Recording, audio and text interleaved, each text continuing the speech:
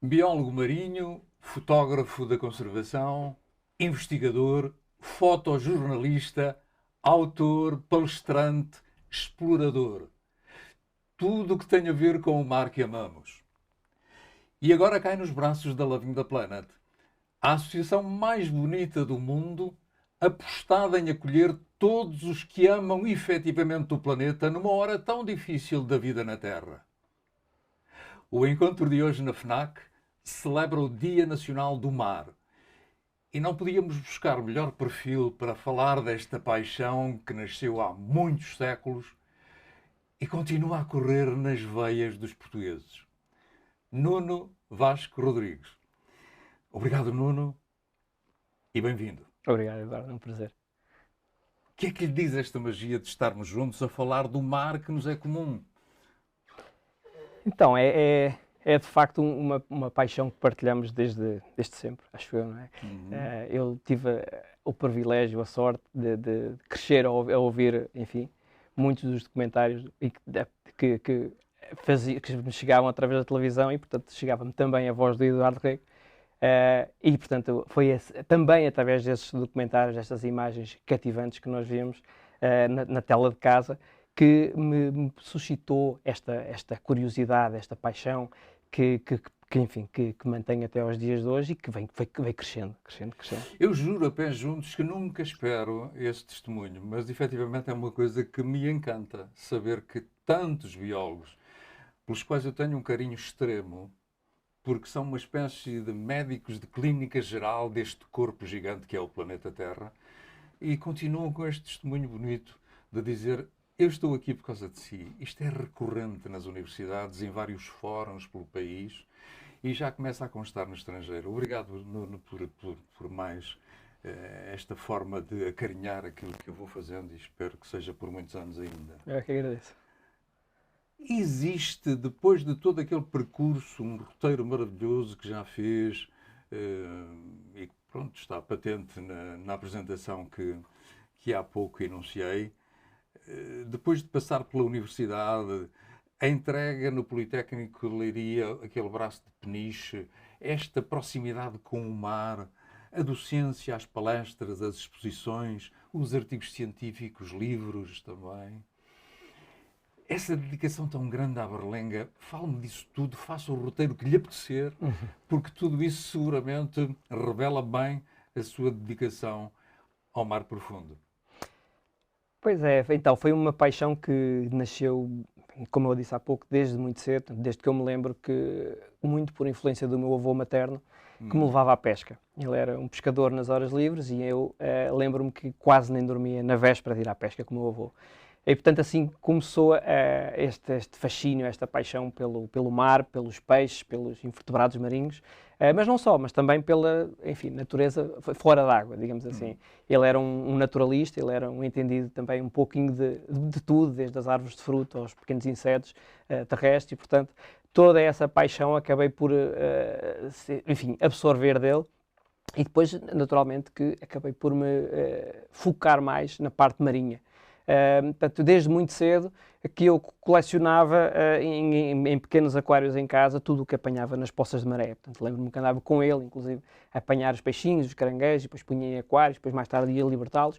E, portanto, criava aqueles micro-ecossistemas e achava aquilo tudo fascinante, as horas que eu passava a olhar para todos aqueles animais.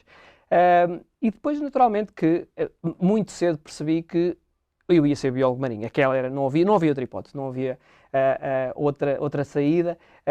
E pronto, a minha família rapidamente também percebeu que aquela era a minha paixão e, portanto, tive a sorte de ter um apoio incondicional de todos dentro da minha família enfim, para eu seguir o meu sonho. E assim foi. Comecei, enfim, desde muito cedo a fazer mergulho livre, depois, enfim, a explorar cada vez mais o mar. Fui para Peniche para fazer biologia marinha. E imediatamente aí, enfim, tirei o curso de mergulho e começar a passar cada vez mais tempo dentro de água, próximo daquele mundo que tanto me fascinava. Durante o curso, enfim, fui fazendo vários trabalhos em paralelo, sempre ligados ao mar, sempre o que me permitisse estar na água e estar próximo desse mundo que me fascinava tanto, acabava por ser, enfim, qualquer desculpa servia para isso. E assim foi. Tornei-me biólogo marinho. Depois tive vários projetos, desde ligado à Universidade em Peniche, depois fiz um mestrado na Universidade dos Açores.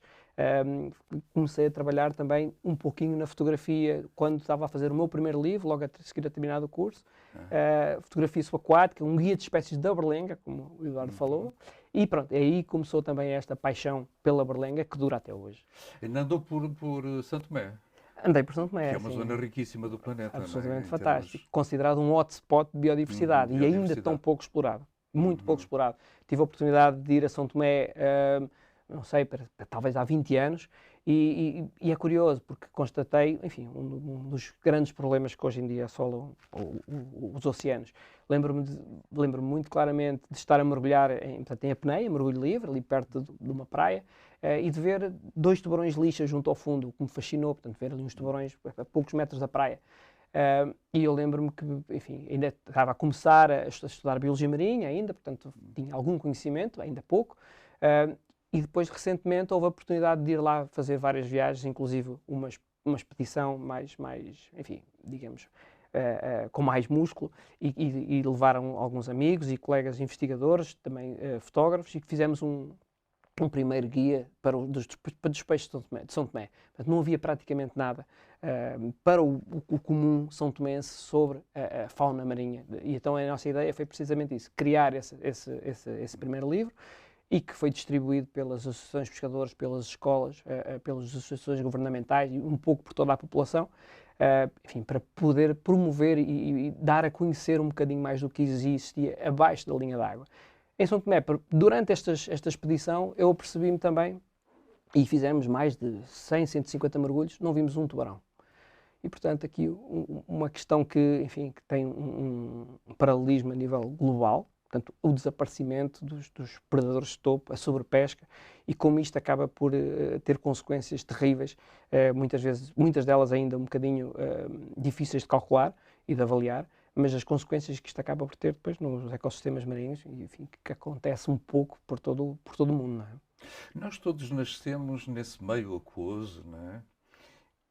Que paralelismo é que alguma vez já fez nesse amor que dedica ao mar, ao oceano global, no sentido de ver que aquilo é efetivamente o útero da humanidade que muitas vezes está a ser estragado, não é? Está a ser, literalmente, estragado. Já voltaremos aí mais adiante, mas alguma vez lhe ocorreu fazer esta ponte? Confesso que não. Vou ser totalmente mas honesto. Efetivamente Mas faz sentido. sem dúvida nenhuma, sentido. Faz todo o sentido. Portanto, enfim, as primeiras criaturas nasceram, de facto, na água, numa altura em que o planeta ainda era inabitável, não é? E depois, progressivamente, foram colonizando a Terra. Sim. E, portanto, sem dúvida que nós existimos graças ao mar, graças à água. Nós sabemos a grandíssima percentagem que existe de água no planeta. Exatamente. E muito menos terra sólida, não é? Onde nós deitamos a toalha e muitas vezes estragamos. Vamos lá e vemos aqui secar-nos e tal, e estamos a estragar muito aquela área. É um ritmo alucinante. Portanto, e o facto de estarmos a perder todo esse património ainda antes de o conhecermos, é que acaba por ser, enfim, sintomático do quão desligados ainda estamos do oceano. É absurdo. Eu estou a fazer agora, pronto, a versão portuguesa de uma série maravilhosa, que vai como que repescar pequenas zonas de paraíso que ainda existem, não é? Mas que estão sob as garras da nossa ganância, não é? Que de repente pode destruir tudo. Nós sabemos que, por exemplo, na Antártida, nos últimos 200 anos, depois da entrada do homem lá, as coisas estão como estão, não é? 20 metros por dia de gelo a recuar, não é? Isto é completamente absurdo. Situemos-nos agora um pouco naquilo que é o nosso espaço em concreto, porque hoje é o Dia Nacional do Mar. Não será impunemente que nós temos uma data dedicada ao nosso mar, não é? E porque temos esta plataforma riquíssima, vastíssima, que faz de nós um enorme país, não é?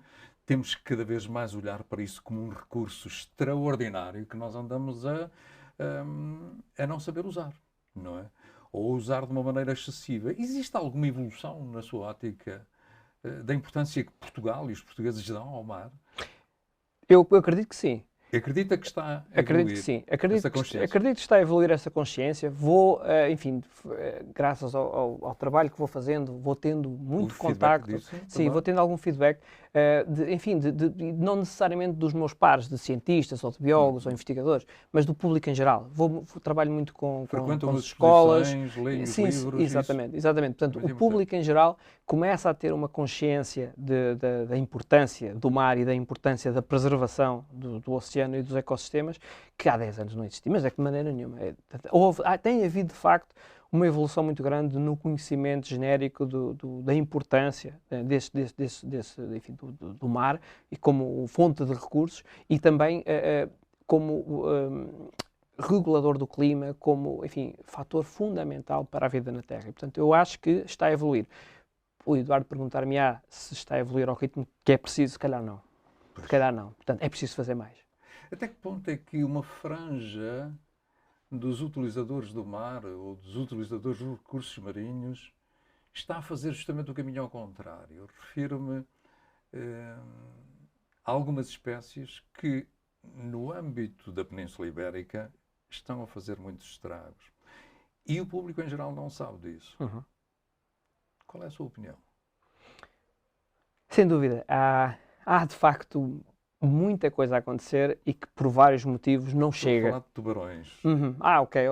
Tubarões em particular. em particular.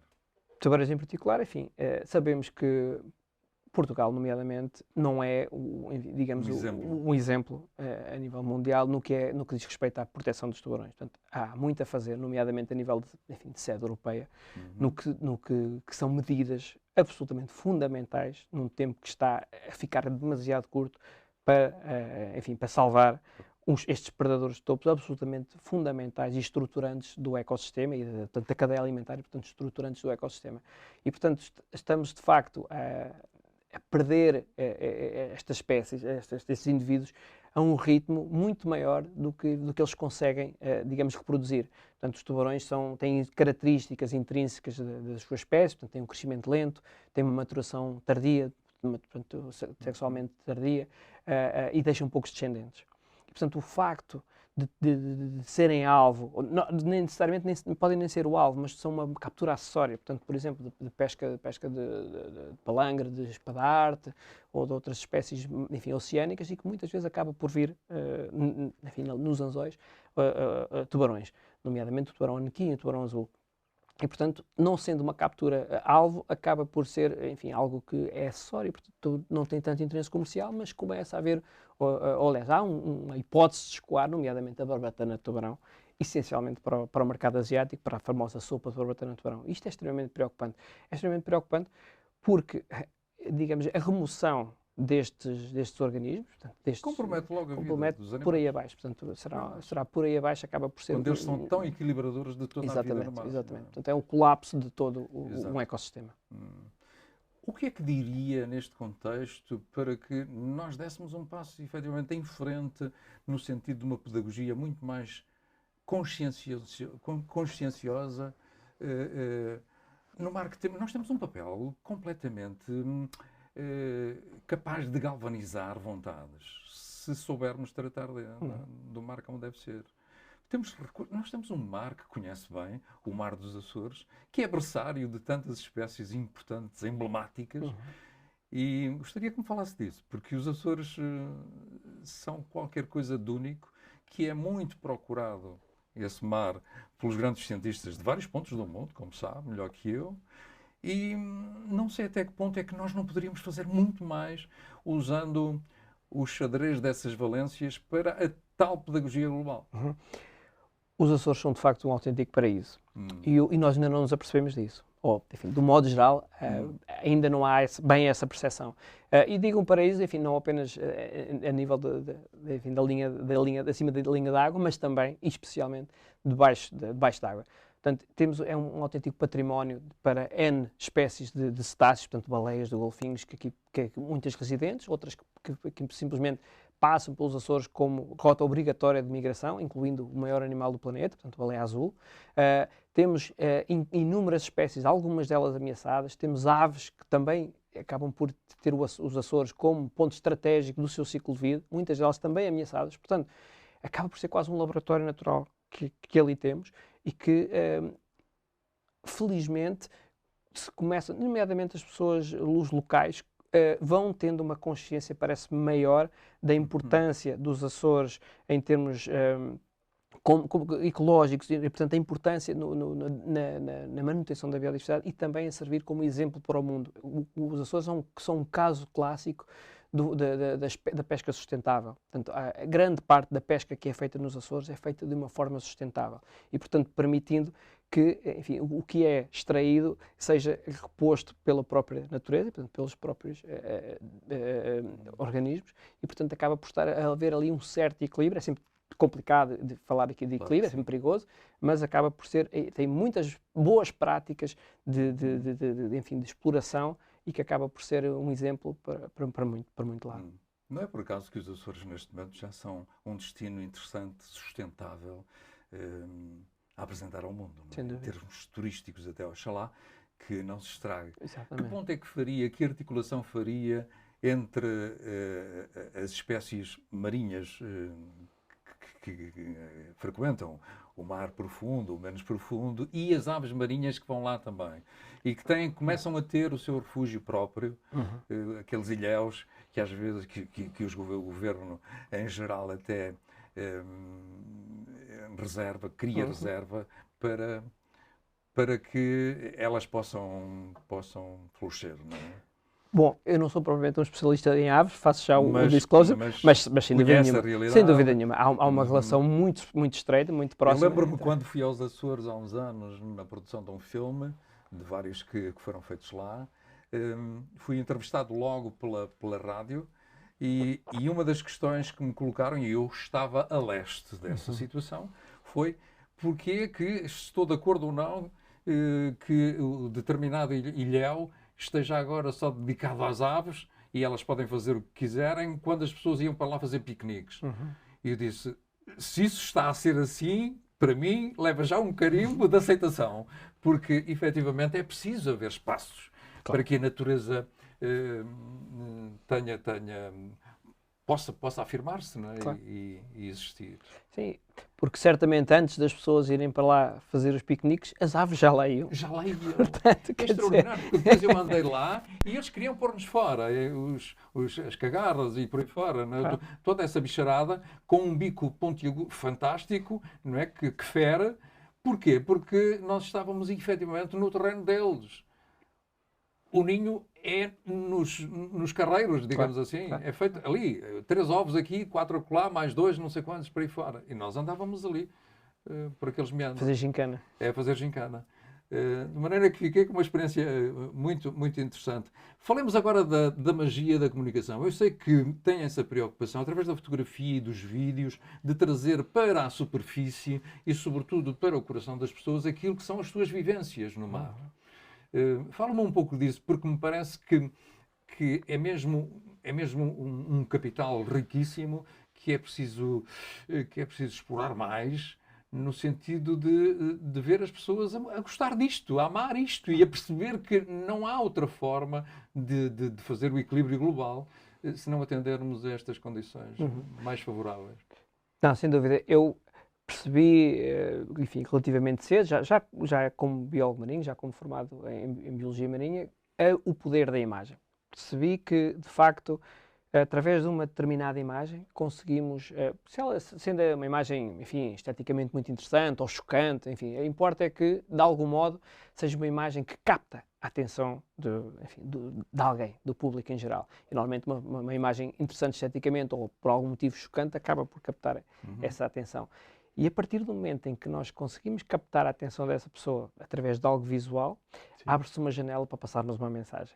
E é isso que eu tenho experienciado. Não posso estar mais de acordo. Eu gosto de casar palavras com imagens. Exatamente. Sempre gostei. Portanto, vamos fazer tomar aqui um compromisso. Qualquer coisa que aconteça a partir deste encontro de hoje, fica à vontade para nos bater à porta e, se me permite, faremos o mesmo. Com certeza. Está bem? Mas ia a continuar. Sim, lembro-me que, enfim, eu apercebi-me disto essencialmente quando eu estava a fazer um meu primeiro livro, portanto, que foi ali um guia das espécies marinhas da Berlenga.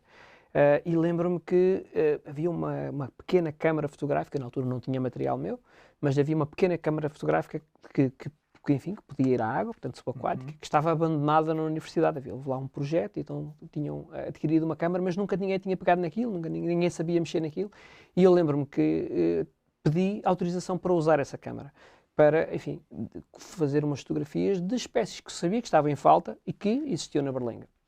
E assim foi, assim começou assim, a minha incursão na fotografia. Portanto, fui fotografando aquela bicharada que estava em falta, de acordo com a bibliografia, que devia estar na Berlenga, mas que nós ainda não tínhamos uma imagem. Então comecei a fazer essas fotografias. E lembro-me de partilhar algumas destas imagens. Os primeiros mergulhos fui fazendo. Partilhava estas imagens com os colegas, com os amigos, muitos deles biólogos marinhos, e muitos deles até mergulhadores.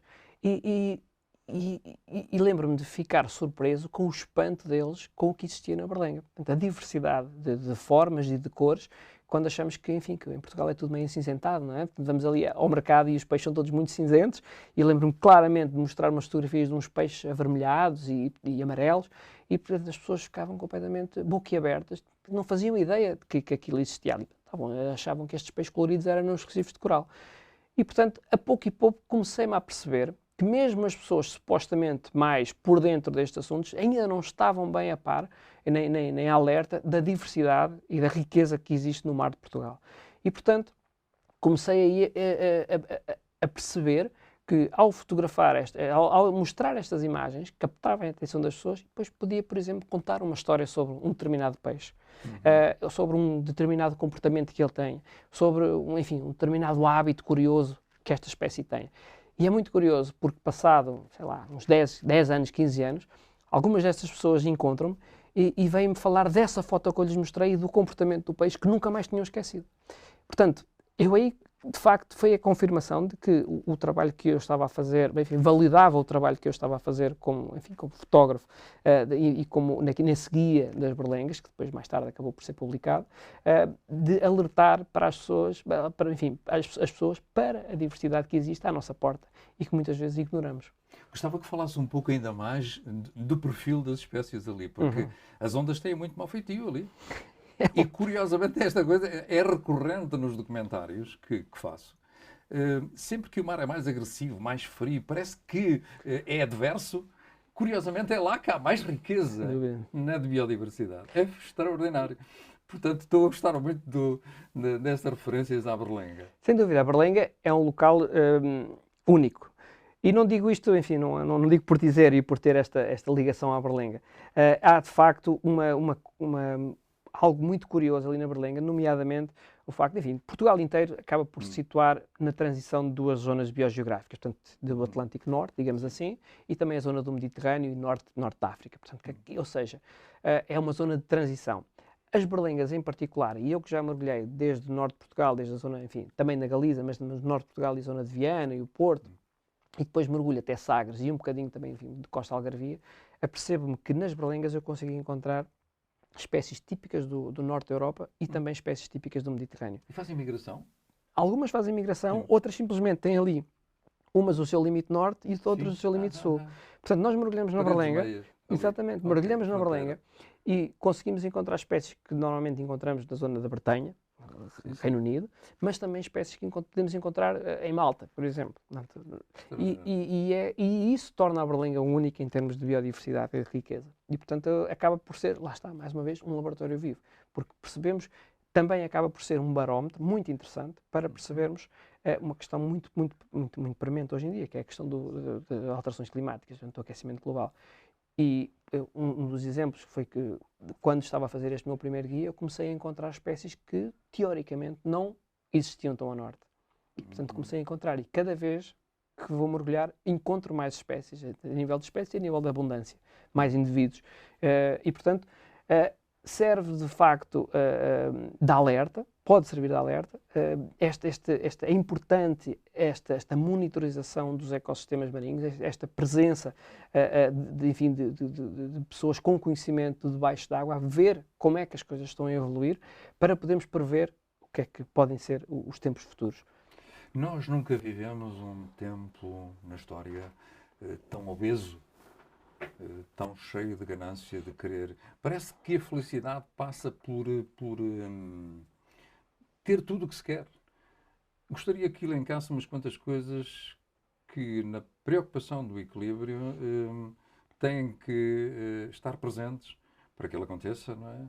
E que passa pelo excesso de exploração marinha, pelos transportes que penalizam tanto o planeta, pelo excesso de consumo das espécies que vêm de lá. Tudo isto é importante agora que estamos minimamente no rescaldo já da COP26.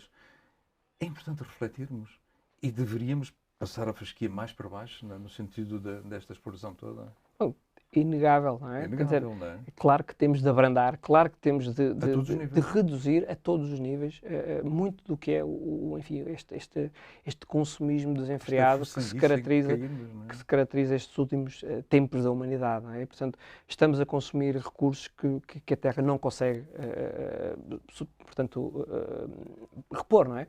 E, portanto, estamos enfim, não é o planeta que se está a perder. O planeta vai continuar cá. Vai continuar. Nós é que vamos Seguramente. rapidamente pôr em causa a nossa possibilidade de sobrevivência neste planeta. E, portanto, importa de facto tomar aqui diversas medidas e não esperar que elas venham de cima. Porque se nós estamos à espera que sejam, enfim, regulamentações, decretos-lei, portarias, o que quer que seja, a impor, por exemplo, a proibição do plástico descartável, a impor cotas de pesca mais apertadas para determinados estoques que estão ameaçados, tudo isso faz sentido, mas mais sentido faz trabalharmos de baixo para cima. Se nós impusermos, enfim, o que nós sabemos, hoje em dia sabemos, porque não há desculpa, hoje em dia sabemos, e é claro que eu estou a falar isto muito numa sociedade ocidental e que podemos dar à luz de determinadas coisas. Há certos lugares do mundo em que isso não é tão fácil assim, mas aí é preciso trabalhar conjuntamente com essas comunidades e dar apoio para que estas decisões possam ser tomadas. Mas, portanto, consumir mais conscientemente, saber quando eu vou comprar um determinado peixe, de onde é que este peixe vem, como é que foi capturado, de como é que está o estado dessa população, desse estoque. E isto existe hoje em dia no supermercado. Isto é um pequeno exemplo do que é que podemos fazer no dia-a-dia. Naturalmente, recusar o plástico descartável. Há diversas opções. Porque quando nós, imaginemos que eu e Eduardo e mais 8 pessoas vamos a um hipermercado e optamos por uma embalagem que não tem o plástico descartável. Portanto, existem duas embalagens, uma que tem o plástico descartável e outra que tem uma embalagem de outro produto que é biodegradável ou reutilizável, o que quer que seja. Termos sensibilidade para a escolha. Exatamente. A partir desse momento, quando começa a comunidade do consumidor a optar por um produto que acaba por ser mais sustentável e, portanto, menos destrutivo, digamos assim, isto acaba por soar os alertas dentro das grandes produtoras. As grandes produtoras, naturalmente, que pensam em dinheiro, sabemos disto. E, portanto, imediatamente vão fazer o shift para um produto que vai mais ao encontro do que os consumidores querem. Portanto, se os consumidores quiserem algo sustentável, é isso que eles vão começar a fazer. Portanto, acho que passa muito por aí. Consumo mais sustentável e muito mais regrado que utilizar... o equilíbrio global passa pela participação de cada um. Passa pela participação de cada um, mais do que nunca. Obrigado, Nuno. Foi um prazer. Obrigado. Muito obrigado mesmo.